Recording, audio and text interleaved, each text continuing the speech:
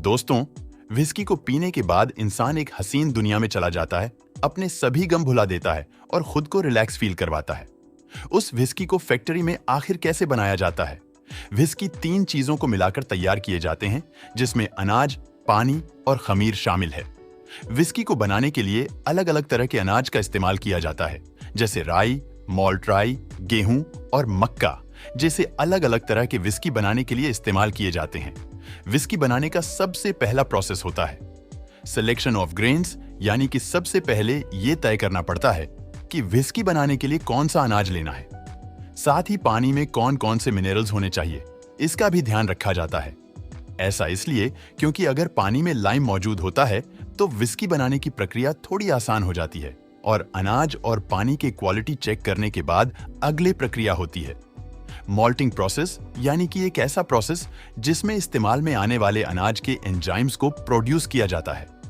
इसके लिए अनाज को एक बड़े से टैंक में पानी में भिगो लिया जाता है। भिगोने के बाद उसे दोबारा निकालकर सुखाया जाता है, क्योंकि इसी तरह से एंजाइम प्रोड्यूस किए जाते हैं। अब इस अनाज को ज्यादा सुखाने के लिए और उसमें स्मोकी टेस्ट लाने के लिए इसे कमरे में जिसका टेम्परेचर 70 डिग्री होता है वहां लाया जाता है, या कोयले के धुएं में इसे पूरी तरह सुखाया जाता है। इसके बाद अनाज को मैश किया जाता है, यानी कि अगला प्रोसेस मैशिंग होता है, जिसमें पूरी तरह से सूखे हुए अनाज को अलग अलग रेशियो में पीसने के लिए मिल में भेज दिया जाता है, जहां पर इसे अलग अलग लेवल पर पीसा जाता है। यानी कि 70% अनाज मोटा पेसा हुआ होता है और 20% पतला और 10% अनाज बिल्कुल आटे की तरह महीन पिसा जाता है। इसके बाद अलग अलग टेम्परेचर पे इसमें पानी मिक्स किया जाता है और इसके बाद इसे आपस में मैश किया जाता है। पानी में लाने के बाद इस पूरे मिक्सचर का टेम्परेचर 40 से 80 डिग्री रखकर कुछ दिनों के लिए इसे ऐसे ही छोड़ दिया जाता है। अगर इसमें शुगर लेवल की बात करें तो इसमें 20 से 30% तक शुगर होते हैं।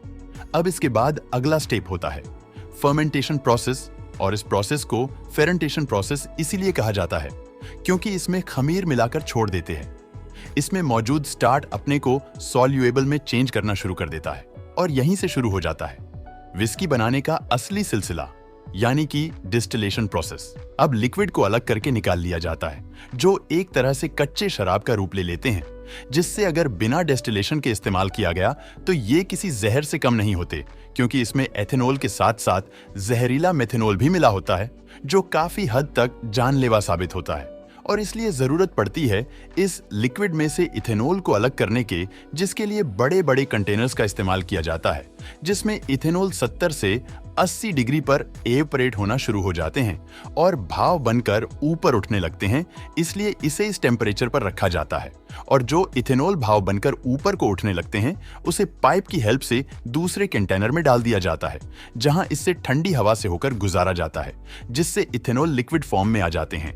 और इस प्रोसेसर से जो लिक्विड निकाला जाता है उसे दोबारा चेक किया जाता है और देखा जाता है कि इसमें अल्कोहल का कितना परसेंटेज है, और अगर इसमें 40 से 60% तक अल्कोहल होता है तब तो ठीक है, लेकिन अगर ज्यादा होता है तो इसमें पानी मिलाकर उसे ओक की लकड़ी से बने बैरल में भर के रख देते हैं और इन्हें उसी बैरल में भरा जाता है जिसे एक बार अंदर और बाहर से जलाया गया हो, क्योंकि ऐसा कहा जाता है कि विस्की को कम से कम 3 साल तक रखना चाहिए। लेकिन आजकल भारत और बाकी देशों में विस्की की खपत इतनी ज्यादा है कि इससे 3 साल तक रखकर इंतजार कर पाना बहुत मुश्किल हो जाता है। इसलिए कंपनियां विस्की की है डिमांड होने पर इसके डेस्टिलेशन प्रोसेस के बाद सीधा बोतलों में भर देती हैं और इसकी लेबलिंग करके मार्केट में भेज देते हैं। तो दोस्तों, उम्मीद करते हैं आज के वीडियो आपको पसंद आई होगी।